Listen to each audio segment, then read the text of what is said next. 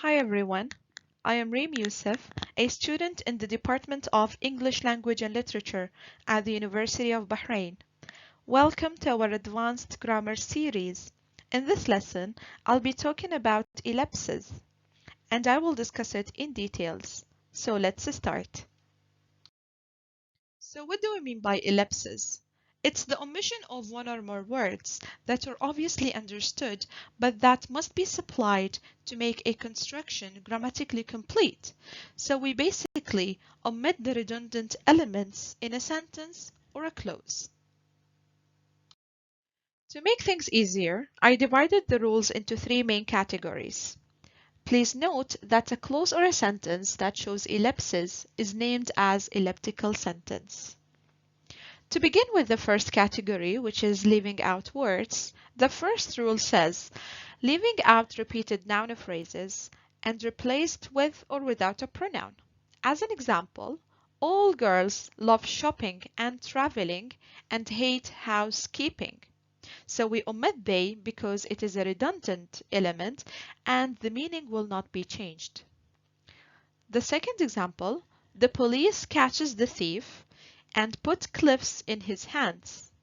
So we omit the police because it is redundant, and we can replace it with he, or it is correct if we don't replace it with it as well. Rule 2 says, leaving out repeated verb phrases and replaced with or without a substitution form. As an example, the American tourists will visit the National Museum and the historical sites. So no need to repeat will visit because it's already mentioned in the first clause. Example number 2. Can you open the door and the lights for him? No need to repeat the verb open because it's already mentioned and it's considered to be as a redundant element. Rule number 3 says, leaving out repeated words before nouns in phrases joined by and, or, and but. As an example, my grandfather sold his properties in Spain and Russia. So no need to repeat all over again the whole verb phrase, where the sentence would be like, my grandfather sold his properties in Spain and sold his properties in Russia, which is structurally and grammatically incorrect. And the last rule in this category, which is rule number 4, says leaving out words after a comma in a list when we want to mention and list several things in one sentence. Let's look at example number 1. Don't forget to take your laptop, books, and wallet. And instead of saying, don't forget to take your laptop, to take your books, and to take your wallet. Same goes to the second sentence. This semester, I have to study chemistry, history, and French. Moving forward to the second category, where we will focus on leaving out redundant subjects and objects. As the first rule says, leaving out repeated subjects in compound sentences after and, but, and or. Let's look at example number 1. He decided to study for the exam, but played Fortnite. And instead of repeating the subject he in the second clause. Another example, the researcher discussed the issue of the unemployment and suggested solutions for it. So no need to repeat a pronoun which represents the researcher again in the second clause. Rule number 2, leaving out repeated subjects and auxiliaries in compound sentences after the coordinating conjunctions.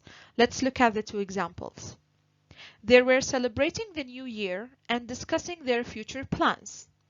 So in the second clause, we omit there were because it's already mentioned in the first clause.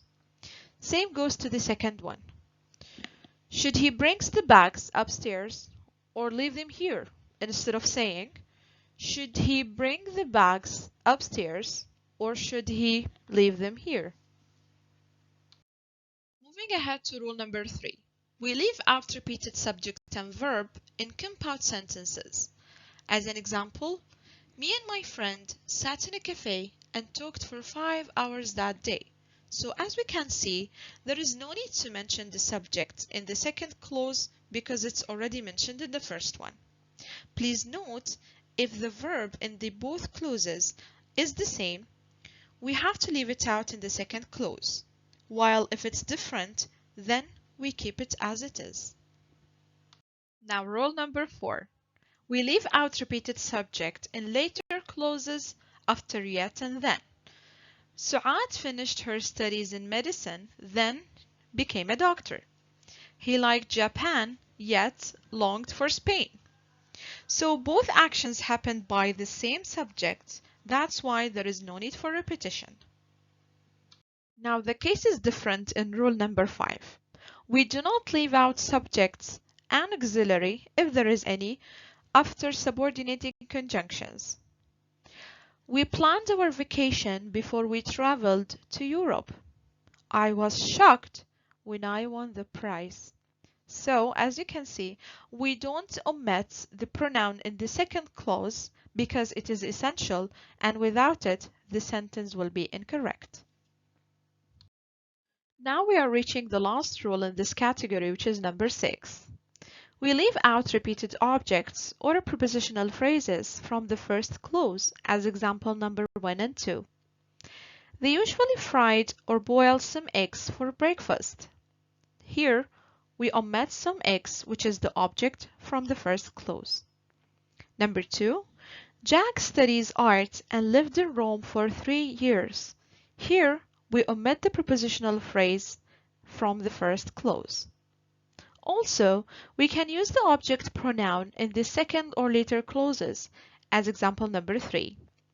She designs dresses and sells them online.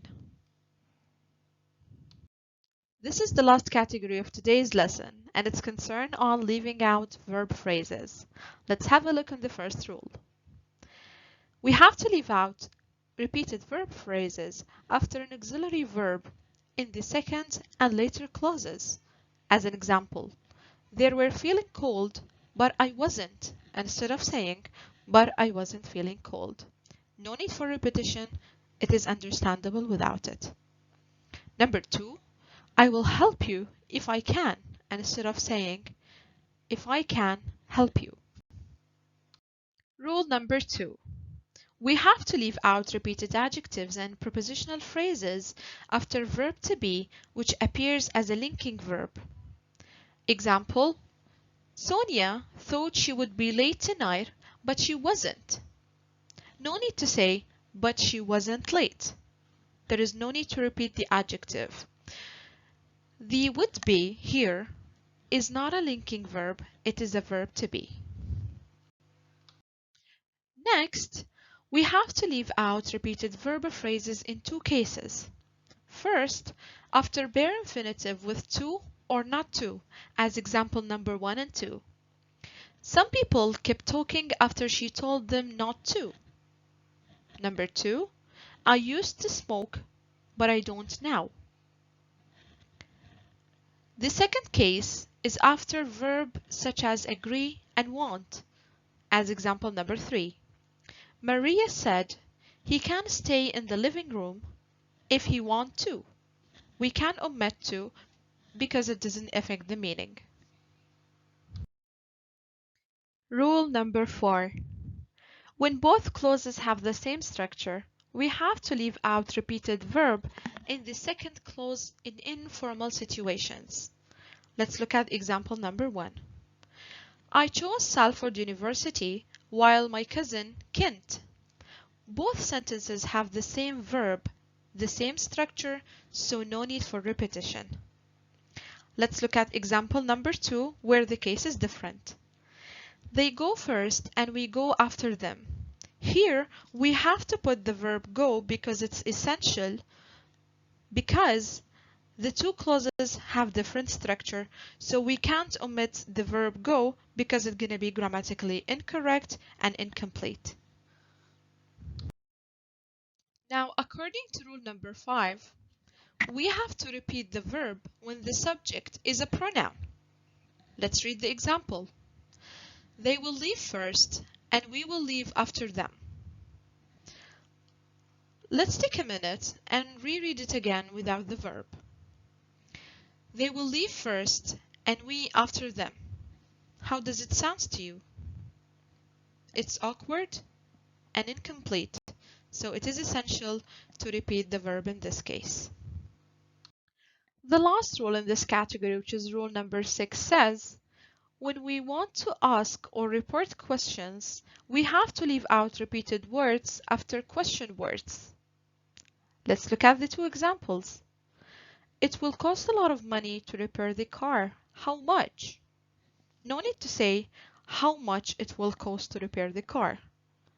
It's repetition, boring, and it's already known to the hearer. Example number 2. Our family will travel to 3 countries this summer, but we haven't decided where and when yet. No need to say, but we haven't decided where we will travel and when we will travel yet. Now, before we end our lesson, please take a minute to do these 2 exercises to check your understanding.